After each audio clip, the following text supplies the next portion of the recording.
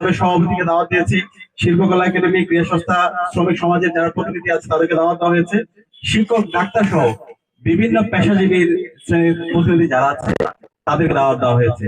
তো আমরা পুরো দেশ জুড়েই ডাকসু, জাকসু, রাকসু, চাকসু এবং যোগসু, এই 5 ছাত্র সংগঠনের যারা প্রতিনিধিরা আছে এবং সর্বস্তরের শিক্ষার্থীরা আমরা সারা দেশব্যাপী ছড়িয়ে পড়বো এবং সারা দেশব্যাপী এই গণভোটের হা এর পক্ষে আমরা ক্যাম্পেইন করব।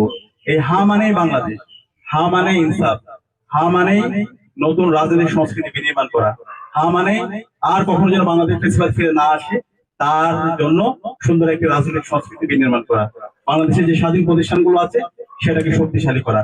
তো সেই দায় থেকে আমরা মনে করি জুলাই বিপ্লবের শহীদদের আকাঙ্ক্ষা যদি আমরা পরিপূর্ণ বাস্তবায়ন করতে চাই, জুলাই পরিপূর্ণ বিপ্লবে রূপ দিতে চাই, তাহলে এই গণভোটের হাঁকে বিজয় করতে হবে। তো সেই দায় থেকে আমরা সেই গণ ক্যাম্পেইন শুরু করছি। কিন্তু আমরা খুবই হতাশ হচ্ছি, ইতিমধ্যে আমরা দেখতে পেয়েছি বাংলাদেশ জামাত ইসলামী